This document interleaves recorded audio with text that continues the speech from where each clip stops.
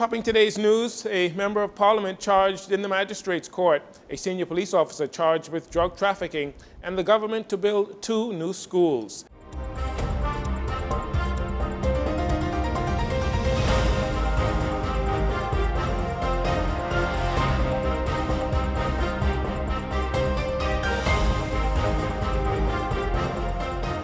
Good evening, I'm Jarino Saunders, and this is your JCN Evening News. Thanks for joining us.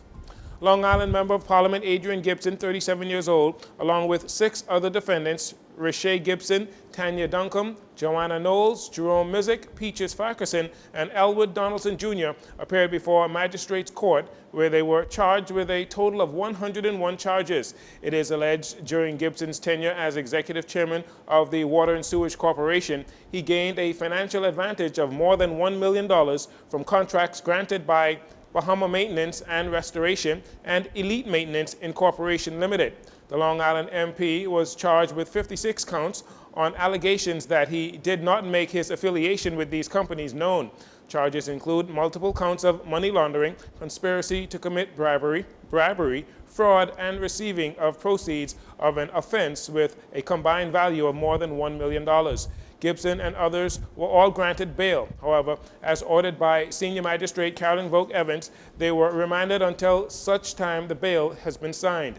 Gibson, who is represented by attorney Bajon Ferguson, was granted bail in the amount of $150,000. Former Water and Sewage Corporation General Manager Elwood Donaldson was represented by attorneys Don Saunders and Ian Cargill. The defendants were not required to enter a plea, as the matter will proceed by way of voluntary bill of indictment on September 14, 2022.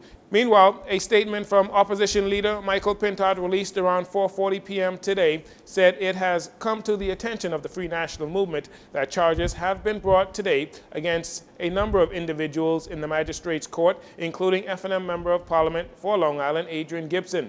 Mr. Pintard said, given the sensitivity of the matter, he will limit his comments to the following. Mr. Gibson is first and foremost a member in good standing with the Free National Movement and is also an active and important member of the F&M's parliamentary caucus. We in the Free National Movement stand in solidarity with Mr. Gibson and believe that, according to the laws of the Commonwealth of the Bahamas, he is innocent until proven guilty and is entitled to due process and a fair trial. The F&M will therefore work to ensure that Mr. Gibson's rights are observed and not abused. Mr. Pintard said they remain resolute in their position that at the end of this process, justice and truth shall prevail. Former Police Staff Association Chairman, Assistant Superintendent of Police Sonny Miller, along with 2 Colombian nationals, arraigned before a magistrate today facing nearly 10 counts of drug-related charges. This incident stemming from an ongoing investigation on the island of Acklands that began on Tuesday, June 7th. Police arrested the 5 men in connection to a large drug seizure and other related offenses on Friday morning, according to police reports. Miller and the Colombians were charged with possession of dangerous drugs, importation, and conspiracy to possess dangerous drugs, namely cocaine and Indian hemp. Further, Miller was charged with 2 counts of abetment. The trio all pleaded not guilty to the charges. They returned to court in July, for a status hearing. Well, with much commentary on social media regarding the trust Bahamians and residents place in officers of the Royal Bahamas Police Force following the arrest of the 3 police officers and the 2 Colombian nationals this past Friday on Acklands Island in relation to alleged drug trafficking, Commissioner of Police Paul Roll sought to make a case for those officers who actually hold on to their integrity and the integrity of the police force. He says, as for trust, the public should see that the police are taking action. With more details, we go to our Caitlin Babs.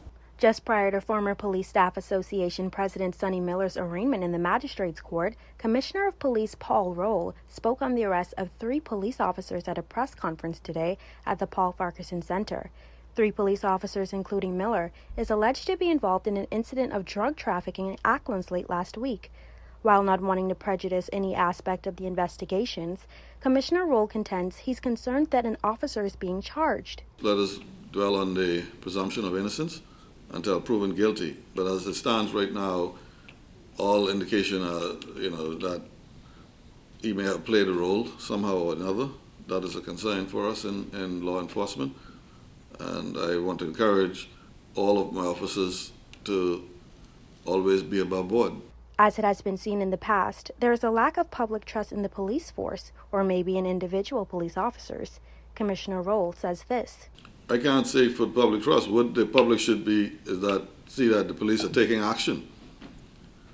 And the fact that we take action against our own, that should help to build the confidence in the public that the police are prepared to do that which is right, regardless. We're also putting before the court a politician and for alleged acts done by him. So, it doesn't matter who the individuals are, we do what we have to do. Now, when questioned as to whether the officers will be charged to the full extent of the law, the commissioner had this to say. When you say the full weight of the law, we conduct our investigation and we put the people before the court. It is never a good feeling, particularly when we have to put a senior officer before the court. But what I want the public to know is that you see these men and women sitting around the table. We are men and women of integrity. And we take the appropriate actions to wherever we find misdeeds or misbehavior. We take action, the appropriate action. I said, yes, I don't feel good having to do it, but it has to be done. The commissioner maintains that integrity is of utmost importance within the Royal Bahamas Police Force and that it's up to officers to maintain personal integrity and honor when operating as an officer of the law. We conduct our investigation, and if the investigation leads to other persons, then they would meet. I can't babysit no grown man and woman. We train our officers in discipline, and we stress integrity, and integrity is a personal thing. We have to police this country, and the commissioner cannot be everywhere at every time. Officers have to take personal responsibility for their integrity, their personal integrity, and the reputation of this organization which we represent. Commissioner Roll contends that it's up to the court to charge the individual rightfully, adding that, as long as the officers have been found out and turned over, the police force has done its job. For Jcn News, I'm Caitlin Babb. The Minister of Education and Technical and Vocational Training, Glenys Hannah Martin, presenting budgetary contributions to the 2022-2023 national budget today, while highlighting that she hopes schools be 100% in person by the fall of this year. Minister Hannah Martin also announcing plans that the government has to begin construction on 2 new schools that will be built this fiscal year for $16 million each. The 2 schools will be San Salvador High School and the Georgetown. Funds have been budgeted for the construction of new schools in the country. And of course, this happens in our collaboration with Ministry of Works. But we're going to build 2 new schools in this fiscal year. The first is San Salvador High School, which is expected to be completed in 2024. And the second is the Georgetown Primary School. They each well justified.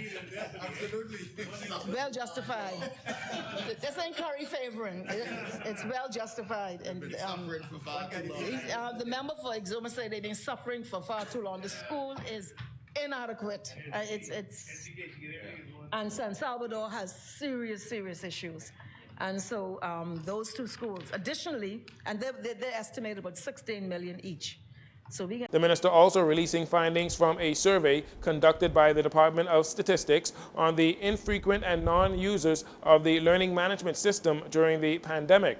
Results of this survey indicate 47% of students who were not attending classes regularly were unable to sign on to the ministry's learning management system or were having chronic challenges. She says this called for a renewed approach. And have made adjustments to the qualifying criteria based upon the extraordinary circumstances brought about by the pandemic.